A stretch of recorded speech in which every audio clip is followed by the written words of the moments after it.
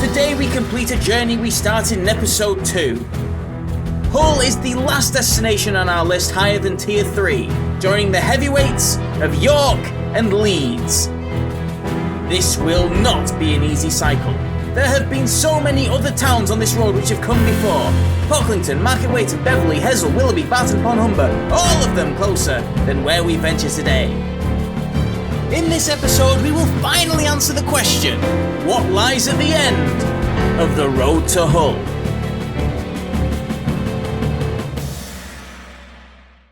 Hi, I'm Stuart Morris. I'm cycling to every large town near me in order of ascending distance and rating them, with the end goal of reaching Flamborough. This is your review.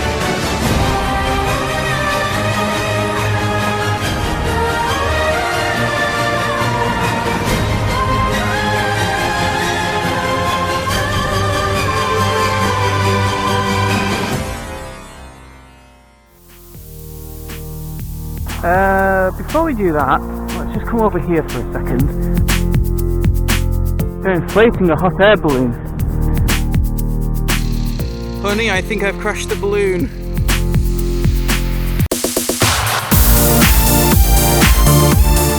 Oh hey, look! It was starting to look like I might have a companion on today's trip. I could still see the balloon even after cycling some distance away. That is definitely not over the race course anymore. Is this balloon following me? Imagine a York review where I took a hot air balloon to town instead of cycle to it. Now that'll be a show. Sadly, it wasn't to be. The balloon drifted northwards as I headed into Pocklington. From there, I ended up going through the oh-so-familiar country roads which led me into Market Weighton. But I wasn't alone for long. I eventually found something worth stopping for. Ducklings!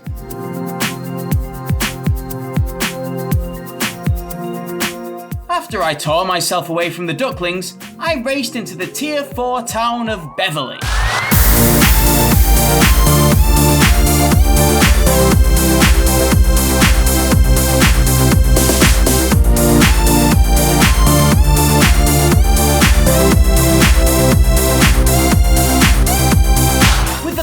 Town down, there was nothing left which could stop me finally completing the road to Hull.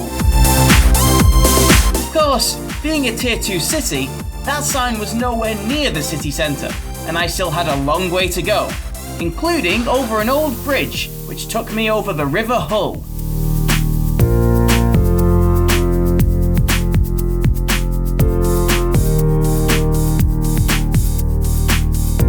To avoid the busy roads leading into the centre, I stuck to some of the cycle paths which carved away through a massive industrial estate on the outskirts of Hull. This route also showcased some of Hull's extensive street art.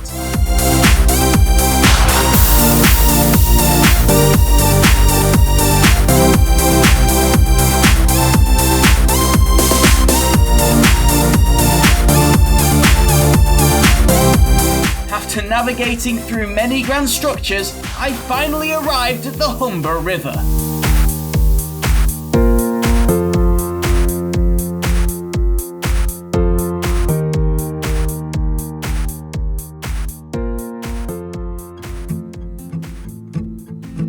Kingston upon Hull, commonly referred to as just Hull, is a tier 2 city which sits where the River Hull meets the Humber River.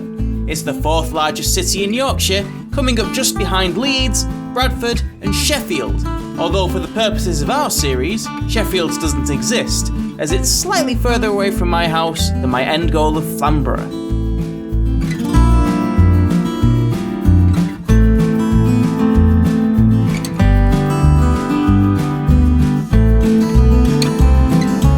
Behind me now we have The Deep, a massive aquarium and one of the greatest tourist attractions here in Hull. Now, because of restrictions at the time, the Deep was closed when I visited, so instead I took a stroll along the riverfront.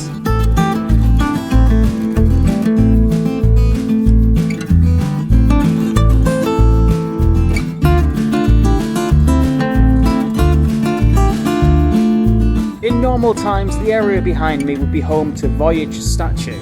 I think they've taken it down, the roadworks. The statue would commemorate a very dark time of British history. I am of course talking about the Cod Wars.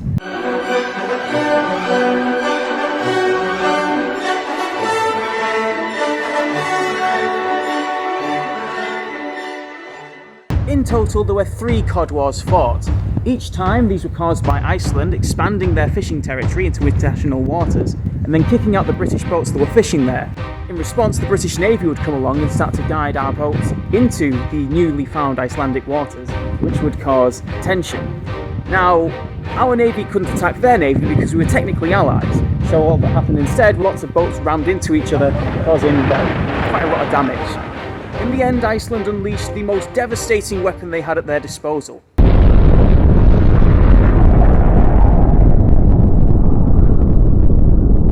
International politics. By threatening to leave NATO, it became a Cold War thing, and Britain couldn't be responsible for countries leaving NATO.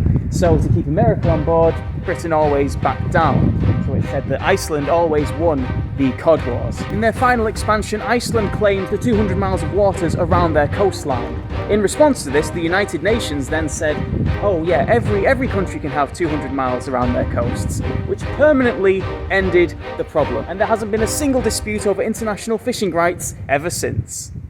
2 Royal Navy patrol vessels are being sent to Jersey after a row erupted with France over post-Brexit fishing rights.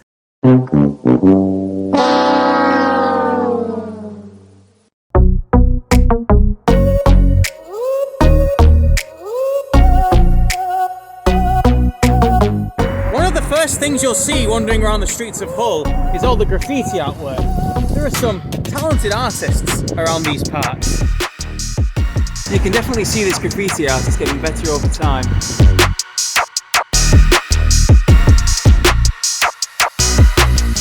So I'm a bit surprised about Hull actually, because I've been here before when I was younger. I just had the impression that Hull smelled like fish. But you get here now and you can't smell it at all, it's just you know, normal. Is that Louis? Stuart Morris of York Review. And when I die, I hope to be buried out in English seas until England is no more. While you're here, Louis, would you like to join me as I review the beautiful city of Hull? You know what? There's nothing I'd rather do. Yeah!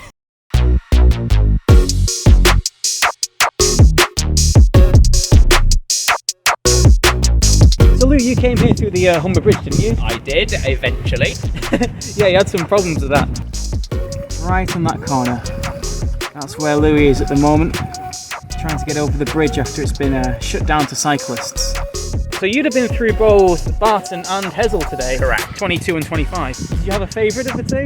So I don't think I've got a good chance to look at both of them, because when I turned up to Barton it was early morning on a Sunday and everywhere was closed, so it looked very nice, but there wasn't a whole lot of life about it.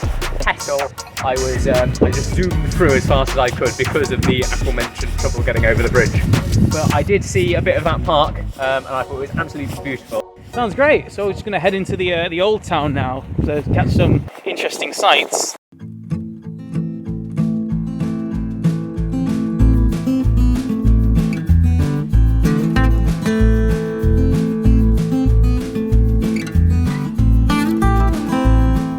We're just strolling around the old town at the moment. Quite nice around here. It's a world apart from all the industrial factories and towers that I saw out by the docks.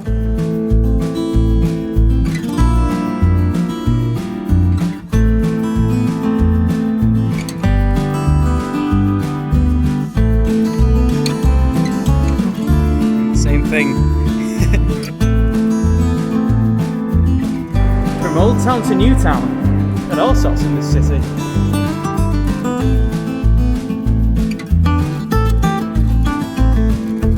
Louis reckoned he knew what was going on with the Humber infrastructure, so I decided to record him talking about it. So I think what happens then is that it will sort of tilt down like this and then block off the river. Okay, like, so it's a tidal barrier. I reckon. Nice. You'll have to look it up and then do a commentary and pretend you know all about it. As it turns out, he was completely right. This is a tidal defense barrier. The whole thing can be lowered in only 30 minutes.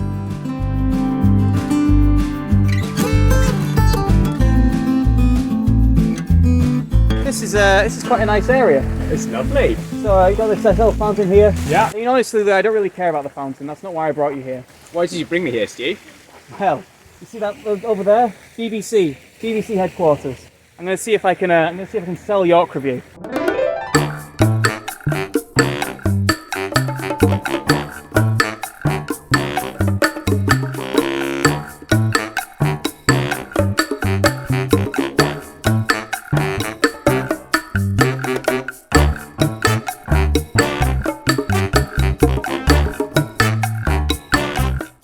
Can I say, Louis? I couldn't get in. I might have to try, like, I don't know, ITV or something. That's a shame. Well, why don't you try selling Hessel Hessel to Warren Records? I'll send him an email.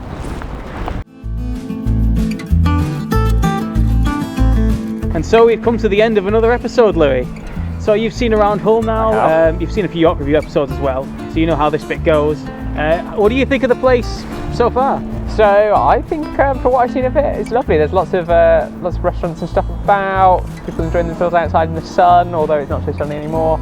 Yeah, overall, if I was placing it, I probably wouldn't put it as high up as York, but it's getting there. There's a lot going on, and it's got its own stuff. I definitely agree. It's still a big city, and generally big cities seem to fare quite poorly on the show because, you know, what can you do for a day trip, especially when everything's closed. Hull is a really nice place, and you still have the riverfront as well. And with all that in mind, I'm going to give Hull a Yorkshire out of Yorkshire. Nice.